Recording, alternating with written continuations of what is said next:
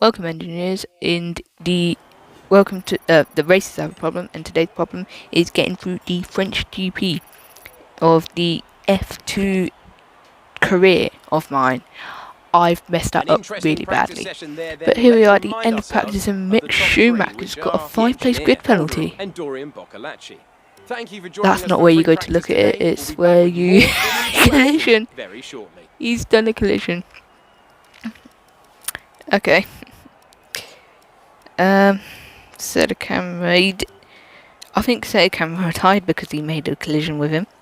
But there we are, 2 tenths up, and the car felt really good. So let's get pole in today's qualifying.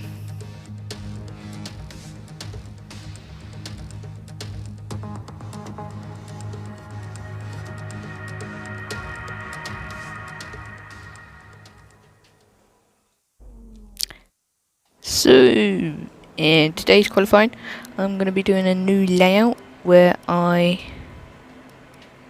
do pretty much the exact same as what the other drivers do. Do one at the beginning, one run at the beginning, one in the middle, one at the end. So here we are at the end of our first lap then. So going through the long right-hander and going through the next long right-hander. I have forgotten the names. And coming to the end of the lap, and hopefully that our gearbox issues from last race don't affect us in today's races. So because we want to try and cut down the lead that the top 3 have on us currently. But as we come towards the end of the lap, we are going to set a P1 time of a 44.3. So here's our second run, 4 tenths off.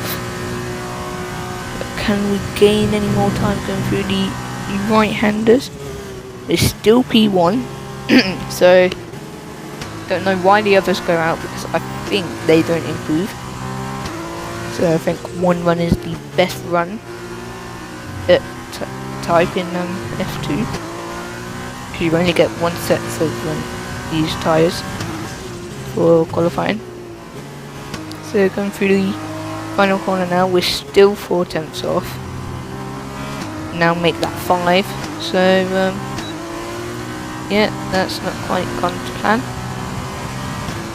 And we're just gonna come into the pits. And we are gonna skip ahead, I believe, to the end of Chesoni. And then we are going to go out for our final lap, which will be a full-on board. So we're just going to wait for someone to come out, and there we go. Everyone is starting to come out. We're going to let everyone come out, and not everyone's coming out, so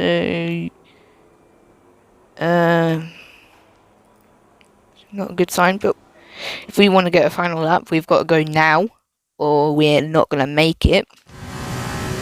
So here we are, doing our final out lap, and it's paused instantly.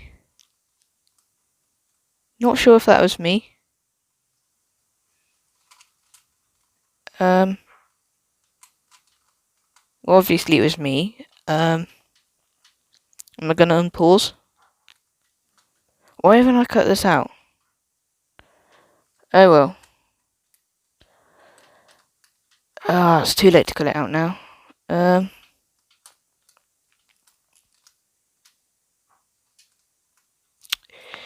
So it seems like pole position for us. And yeah, hopefully it's gonna stay pole position. And the back. There we go. But 10 seconds remaining. I've cut it too late. Damn it. So I'm just gonna come into the pits, but it's gonna tell me no. But it's P1 in tomorrow's race, so we can't really complain. So let's look at the gap between the first position of me and the second position of So qualifying is complete. Nobuharu Matsushita. Yeah, I know it. I definitely knew that. The engineer, Matsushita, Pole, and Jordan King. and we've closed the gap because we got the thingy, the 4 points for qualifying. So we've gained 4 points on Jordan King. But let's go to the race, and I'll hand you over to the commentators, real ones.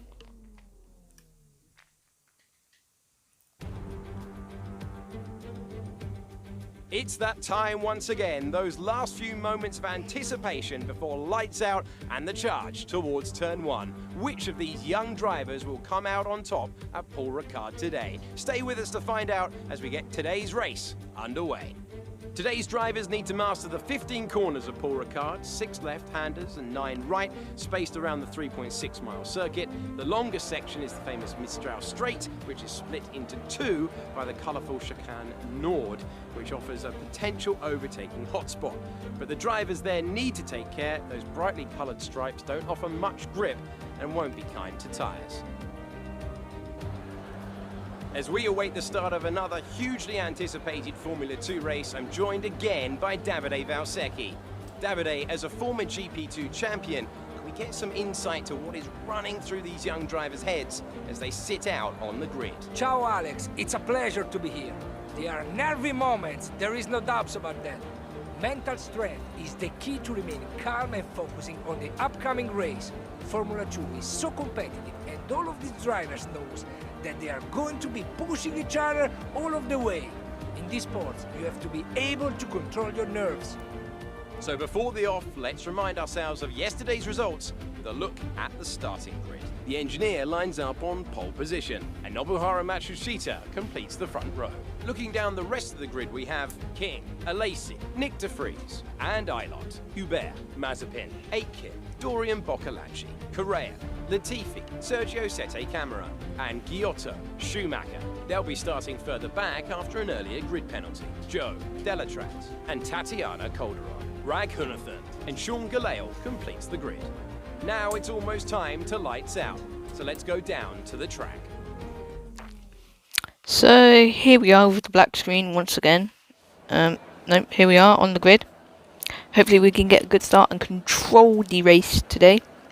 Haven't been able to get a good start at all in the F2 cars, but okay ones in Formula 1. But lights, we've got the 5 lights out on and lights out, and away we go to the French GP. We've got too much wheel spin, and once again we've been mugged by 3 off drivers, make that 4 now with a Lacey.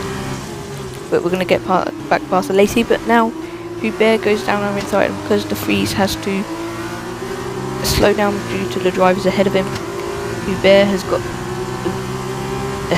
he's slowed us down, and Hubert's got ahead of us.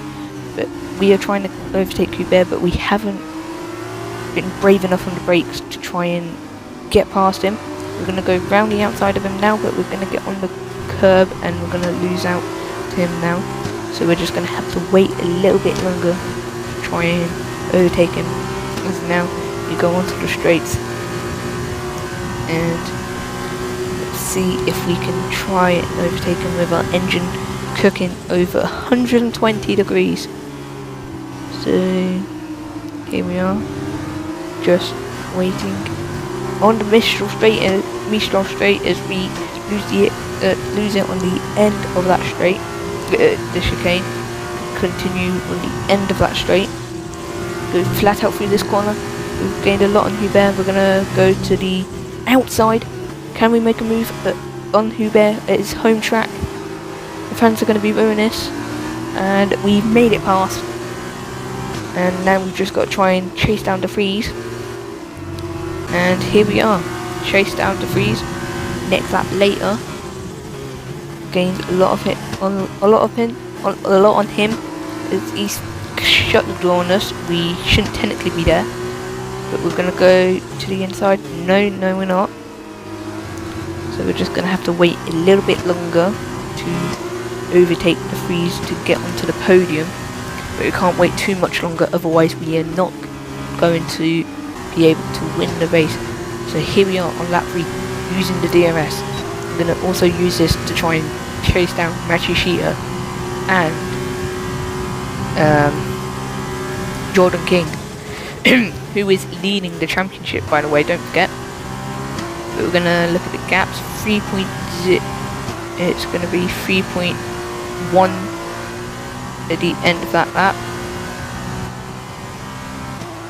It's now 2.4 as we set the fastest lap, and we are really close. But look at that, the icon has gone red, as here we are really close to them as the yellow flags. And I've got Italy flashbacks from the 3 scenarios that we did the other time, if you remember them. I certainly don't. I don't even know what I was talking about. No, I do remember them, obviously. That's annoying. And because we were the only retiree in that race, guess what? We have to start last now. And a commanding victory. And Davide Valsecchi, give me your thoughts. How did they? And now Jordan King has gained 25 points on us. Going to be 50 points. Right, 45 points behind him. There's Matt Gallagher from WTF1 in there. Dorian Botocolachi getting 9th. Probably would have been 10th if I didn't retire. I mean, it's going to happen if you do this. There we go. Well done, Jordan King. I've just realised I've been talking over the commentators the whole time.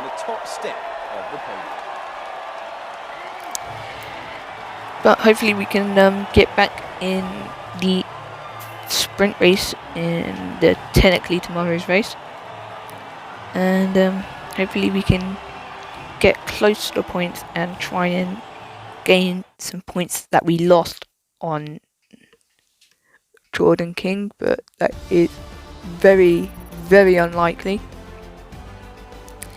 as you can only get 15 points for the win in the sprint race, and he got 25 points there. Racengineer taking my 2 points, damn you. And we dropped to 4th as we are 45 points behind now. So yeah, and we dropped to 3rd in the Constructors' Championship. Let's go to the sprint race maybe. I'll give you the highlight first, obviously, but we're gonna just go and highlight the fact that I'll be starting. I know there is no highlights, so we're just gonna go straight to the race. Here's the commentators. And here we are, back after yesterday's exciting feature race for today's sprint. The top 8 from yesterday have been reversed for the grid down below, and we're almost ready to start. I'm joined by a man who's had many a wet race, Davide Valsecchi. Just how challenging will these conditions be out there on track? Delighted to be here, Alex. Even in this weather, nothing will be easy for them. We may have standing water, which means visibility will be a worry. They just need to stay clear of the white lines and curbs. That can cause you a real problem when it's so slippery.